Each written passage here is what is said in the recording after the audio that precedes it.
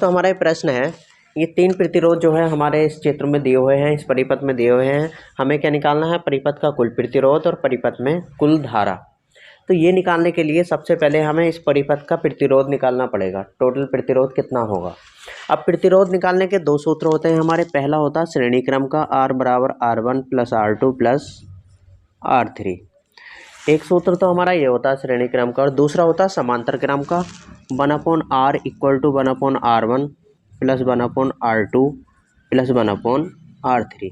ये दो सूत्र होते हैं। अगर हमें ये पता लग जाए कौन सा सूत्र कहाँ पे लगाना है तो हम आराम से जो है कोई सा भी क्वेश्चन सॉल्व कर सकते हैं, किसी का भी सॉल्यूशन निकाल सकते हैं।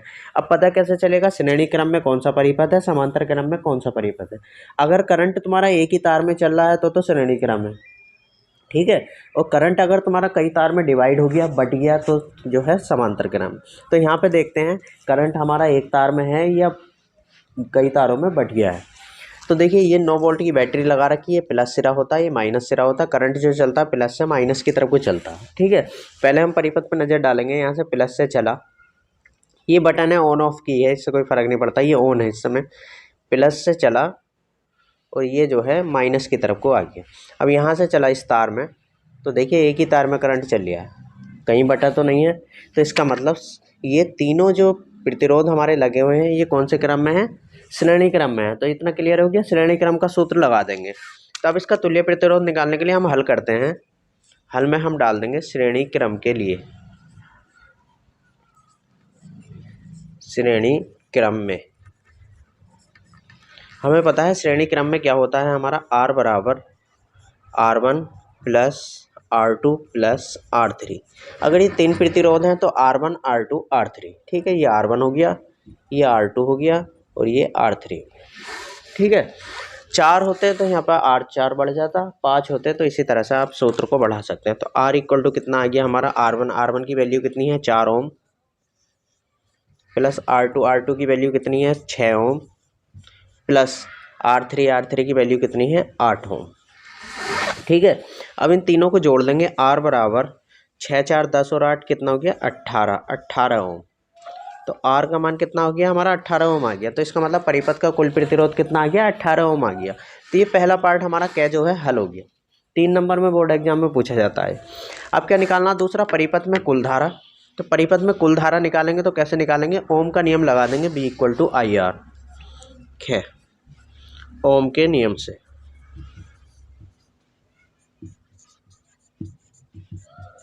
ओम का नियम क्या होता है, B इक्वल टू IR।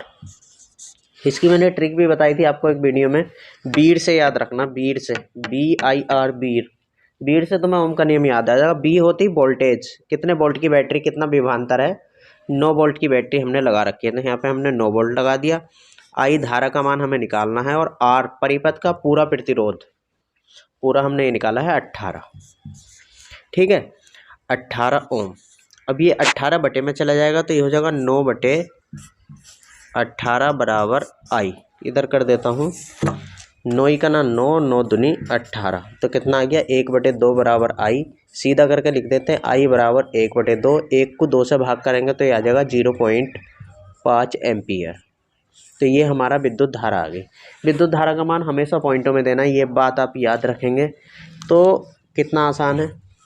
तो ये सबसे इजी हमने क्वेश्चन लिया है श्रेणी क्रम में। अब धीरे धीरे हम थोड़ा हार्ड करते जाएंगे, ठीक है। अगले क्वेश्चन में मैं बिल्कुल क्लियर करा दूंगा आपको।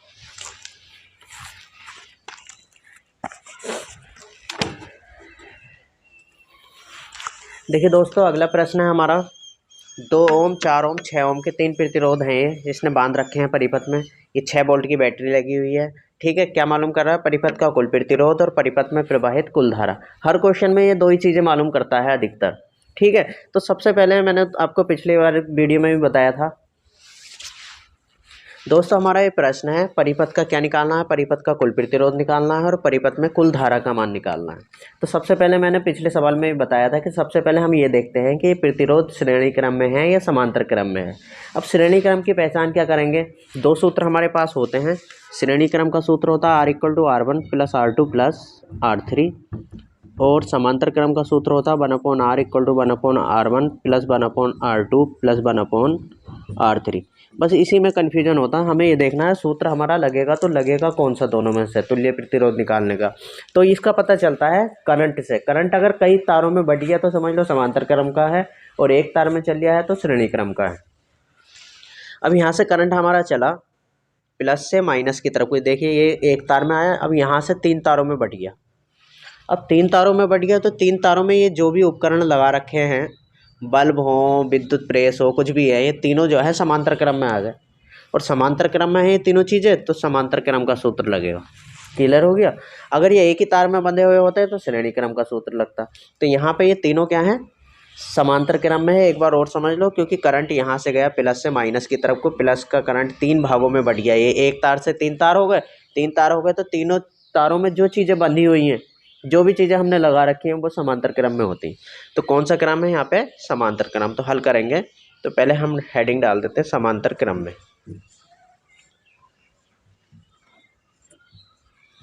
समांतर क्रम में समांतर क्रम वाला सूत्र लगाएंगे, 1/r इक्वल टू 1/r1। ये r1 हो गया, ये r2 हो गया, और ये r3 हो गया। ठीक है, 1/r1 plus 1/r2 plus 1/r3। Clear हो गया इतना। 1/r equal to 1/r1। r1 कितना है 2 ओम, प्लस r2 कितना हमारा 4 ओम, प्लस r3 कितना 6 ओम। 2 4 6 का एलसीएम निकाल लेंगे। एलसीएम निकालना सबसे आता ही है। 2 4 6 का वही गणित वाला तरीका, 2 4 6 का एलसीएम निकाल लेते हैं। 2 का ना 2, 2 दूनी 4, 2 तिया 6, 2 का ना 2, 3 ऐसे उतार लिया। अब फिर 3 का पहाड़ा ले लेंगे, 3 का ना 3, 3 दूनी 6 दूनी 12। तो एलसीएम कितना हो गया तीनों का 12। तो यहाँ पे लिखेंगे 1/r इक्वल टू 12 हमारा एलसीएम आ गया। ठीक है, 2 का पहाड़ा देखो 12 में को पढ़ेंगे, 2 छंग 12, 6 के ऊपर गुणा कर देंगे, 6 का ना 6, प्लस 4 तिया 12, 3 आ गया, 3 के ऊपर गुणा, 3 का ना 3, प्लस 6 दूनी 12, 2 के ऊपर गुणा, 2 का ना 2। 1/r इक्वल टू कितना हो गया, 6 3 9 10 11, 11/12। ठीक है, अब तिरछी गुणा कर लेंगे क्योंकि हमें r का मान निकालना। 11r बराबर 12 करना 12, और r बराबर हो गया हमारा 12/11 ओम।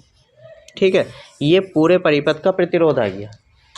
ठीक है, अब पूरे परिपथ का प्रतिरोध आ गया, हमें धारा भी निकालनी है। अब धारा के लिए क्या करेंगे, ओम का सूत्र लगा देंगे, ओम का नियम लगा देंगे। मैंने तुम्हें बताया भी था ओम के नियम के याद रखने की ट्रिक, बीड से याद रखेंगे ओम के नियम से।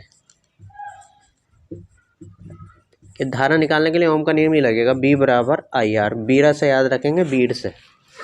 बी कितने वोल्ट की बैटरी लगा रखी है, 6 वोल्ट की। ठीक है, आई धारा हमें निकालनी है, और रजिस्टेंस कितना है, बी लिखो या मत लिखो, रजिस्टेंस कितना है टोटल 12/11, 12/11, 11 गुणा में आ जाएगा तो ये हो जाएगा 6 गुणा 11 बराबर कितना, आई गुणा 12, 11 छंग 66 बराबर कितना 12 आई, और आई बराबर जब हम निकालेंगे तो 12 बटे में आ जाएगा 66/12। से काट लेंगे, 2 छंग 12, 2 तिया 6, 2 तिया 6।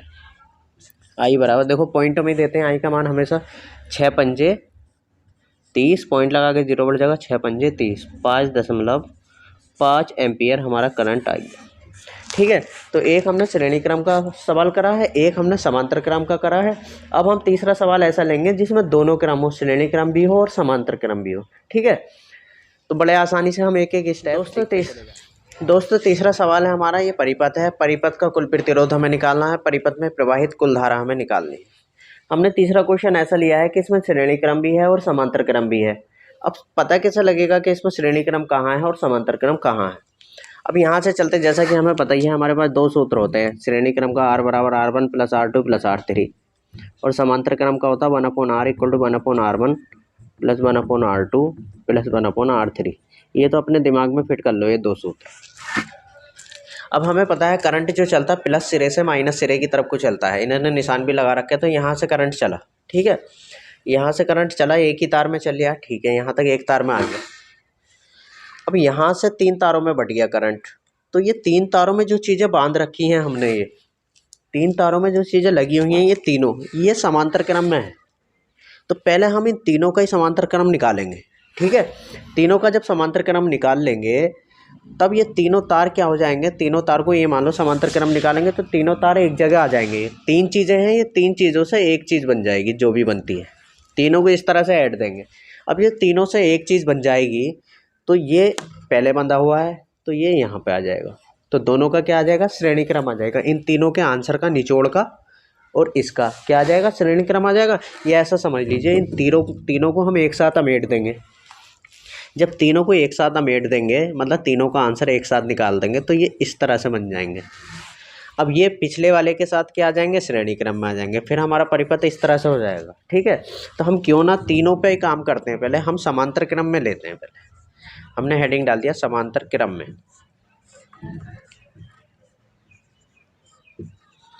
समांतर क्रम में हम काम कर रहे हैं, इन तीनों के लिए फॉर्मूला लगाते हैं 1/r समांतर क्रम वाला, 1/r1 plus 1/r2 plus 1/r3, तीनों के लिए फॉर्मूला लगा दिया। अब 1/r इक्वल टू 1/r1, ये r1 हो गया 3 ओम प्लस 1/r2, r2 कितना हो गया हमारा 3 ओम प्लस 1/r3, r3 कितना हो गया हमारा 3 ओम। ठीक है, हर समान है तीनों का, तो 1/r इक्वल टू हर समान है तो 3 ओम ऐसे एलसीएम आ गया, 3 एलसीएम आ गया, ऊपर 1 प्लस 1 प्लस 1 ऐसे जुड़ गया। 1/r इक्वल टू कितना हो गया 3/3, 3 बन जा 3, 3 बन जा 3, क्रॉस मल्टीप्लाई कर लेंगे, r बन जा r बराबर 1 ही करना 1, तो r बराबर कितना आ गया 1 ओम आ गया। ठीक है, तो हमें ये पता लग गया इन तीनों का आंसर जो आया, तीनों का निचोड़ जो आ गया वो 1 ओम आ गया। ठीक है, अब हम श्रेणी क्रम लगा देंगे। अब ये तीनों का निचोड़ 1 ओम आ गया, ये 4 ओम है। ठीक है, तो 1 ओम जो है इसके साथ श्रेणी क्रम में आ जाएगा, तो अब श्रेणी क्रम का फॉर्मूला लगा देंगे। श्रेणी क्रम में, श्रेणी क्रम में r बराबर, अब कितने हो गए हमारे पास r1 प्लस इसका आंसर हो गया r2, r1 प्लस r2, क्योंकि अब हमारा सवाल जो बन गया एक ये और ये जो तीनों थे, तीनों का निचोड़ 1 आ गया, 1 ओम और ये 4 ओम। ठीक है, 4 ओम इसमें श्रेणी क्रम लगा देंगे, श्रेणी क्रम लगाएंगे r बराबर r1 प्लस r2, r बराबर r1 कितना हमारा 4 ओम और r2 जो है इन तीनों का आंसर, तीनों का आंसर कितना आया 1 ओम, 4 और 1 कितना हो गया 5 ओम। ठीक है, तो ये ओवरऑल रेजिस्टेंस आ गया पूरे परिपथ का। ठीक है, यहाँ पे लिख भी देता हूँ मैं अच्छा करने के लिए, परिपथ का, परिपथ का प्रतिरोध आ गया हमारा 5 ओम। ठीक है, पूरे का। अब दूसरा क्या निकालना, परिपथ में प्रवाहित कुल धारा, ये आपको पता ही है, ये कैसे निकालते हैं, ओम के नियम से, ओम के नियम से, ओम का नियम लगा देंगे। ओम का नियम आपको पता ही है, बी इक्वल टू कितना होता है आई आर, बीर से इसको याद रखना, बीरा से। बी वोल्टेज, कितने वोल्ट की बैटरी लगा रखी है 6 वोल्ट की, आई निकालना है और आर हम निकाल चुके हैं पूरे परिपथ का 5, 5 को बटे में ले आएंगे, 6/5 बराबर कितना आई, 5 से ऐसे काटेंगे, 5 का ना 5, 5 दूनी 10, आई बराबर कितना आ गया 1.2 ओम। क्लियर है, सॉरी 1.2 एम्पियर, ये विद्युत धारा आ गई हमारी 1.2 एम्पियर। तो कितना आसान है, इसमें हमारे 2 क्रम थे, श्रेणी क्रम और समांतर क्रम। पहले यहाँ से हमारा करंट चला, ये श्रेणी क्रम में चलिए और यहाँ से तीनों में बढ़ गया समांतर क्रम, तो पहले समांतर क्रम ही निकालना है, ये ध्यान रखना, इसका समांतर क्रम फिर इसके साथ श्रेणी क्रम। ठीक है, एक क्वेश्चन और लेते हैं।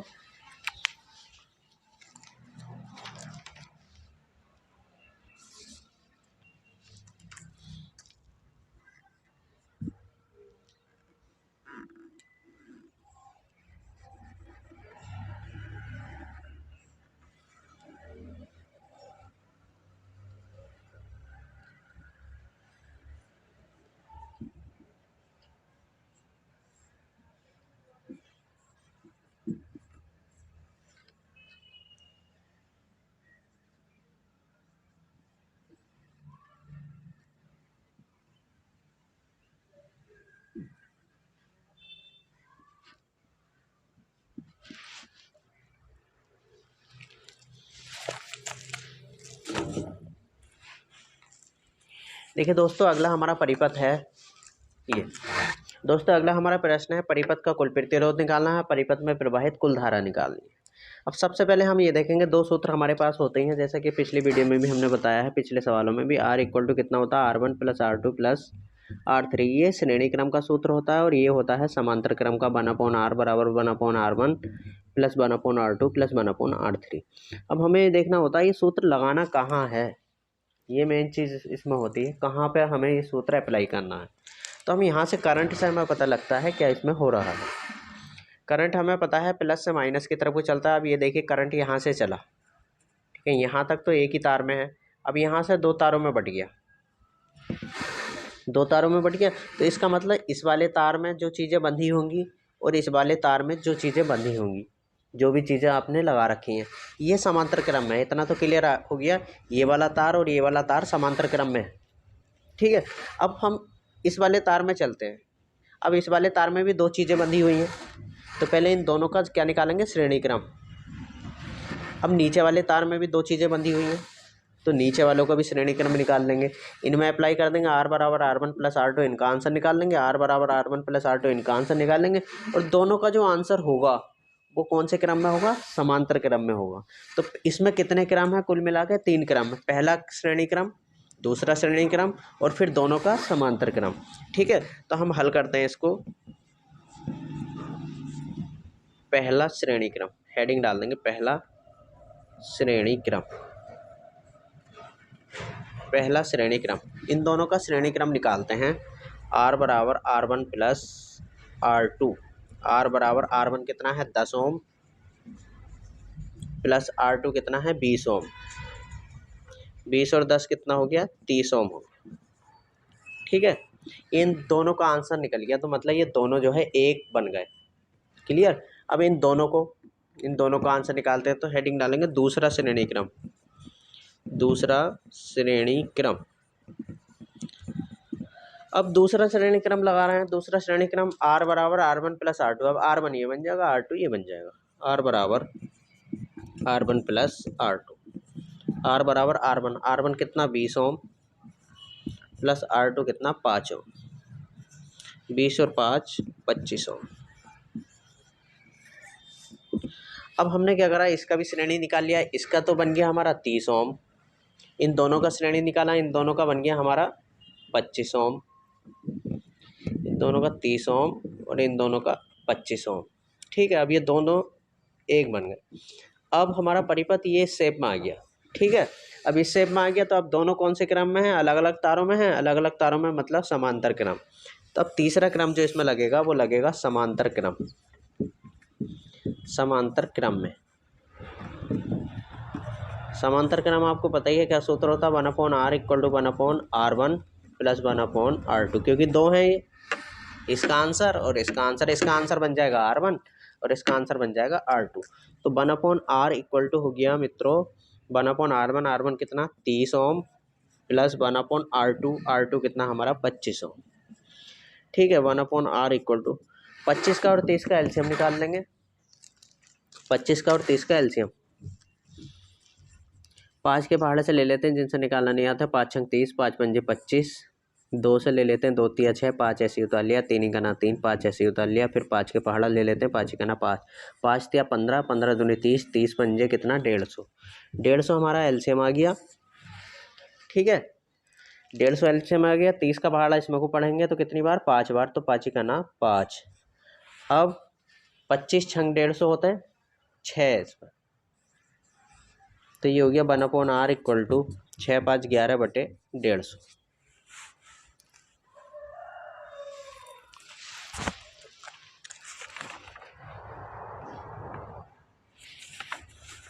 R इक्वल टू 11/150, इसकी क्रॉस मल्टीप्लाई करेंगे क्योंकि हमें R बराबर निकालना है, तो ये हो जाएगा 11R बराबर 150 करना 150, 11 को बटे में ले जाएंगे तो R बराबर हो गया हमारा 150 बटे 11, ठीक है, इतने ओम। अब हमें क्या निकालना है, विद्युत धारा निकालनी है। विद्युत धारा का मान निकालने के लिए हमें पता है ओम का नियम लगा देंगे। खैर ओम का नियम आपको याद रखने की ट्रिक मैंने बताई दी है, ओम के नियम से वीर से याद रखेंगे। ओम के नियम से, ओम का नियम क्या होता है, V इक्वल टू IR। बी कितने वोल्ट की बैटरी लगा रखी है, यहाँ पे लिखना हम भूल गए थे, 24 वोल्ट की बैटरी लगी हुई है। 24 वोल्ट बराबर I मल्टीप्लाई R, R कितना हमारा 150 बटे 11। दोस्तों ये 11 गुणा में आ जाएगा क्योंकि बटे में है, डिवाइड में है, और ये 150 जो आ जाएगा बटे में आ जाएगा। बराबर कितना आई। अगर कटे तो काट लो, 3 अट्ठे 24, 3 पंजे 15, ये हो गया। 2 से फिर काट देते हैं, 2 चौक 8 और ये 25, 11 चौक 44 बटे 25 बराबर कितना आई। 44 को 25 से भाग दे देंगे कहीं को, 44 को 25 से भाग, 25 का ना 25, क्योंकि 25 दूनी 50 ज़्यादा हो गए। 9 5 14, 19 बचा, पॉइंट लगाया, 0 बढ़ा लिया। 25 छक्का 150, 25 सत्ते कितने हो गए, 7 पंजे 35, 7 दूनी 14 और 3 17, 175। 25 अट्ठे देख लेते हैं, 8 पंजे 40, 8 दूनी 16, 4 20, अट्ठे ज़्यादा हो रहे हैं तो सत्ते बार, तो इसका मतलब आई बराबर लगभग 1.7 एम्पियर आ गया। ठीक है, आई का मान हमेशा पॉइंटों में देना है, ये आप बात रट लें और तय कर लें। ठीक है, तो इसी तरह के इंपॉर्टेंट आंसर के लिए मैं समझता हूँ आपको ये समझ में आए होंगे किस तरह से हमें कौन सा फॉर्मूला लगाना है। इसी तरह के इंपॉर्टेंट आंसर के लिए हमारे चैनल को शेयर करते रहिए, सब्सक्राइब करते रहिए। मैं था समीम अहमद सैफी, आप देख रहे थे आपकी अपनी क्लास समीम सर की क्लास। जय हिंद, जय भारत।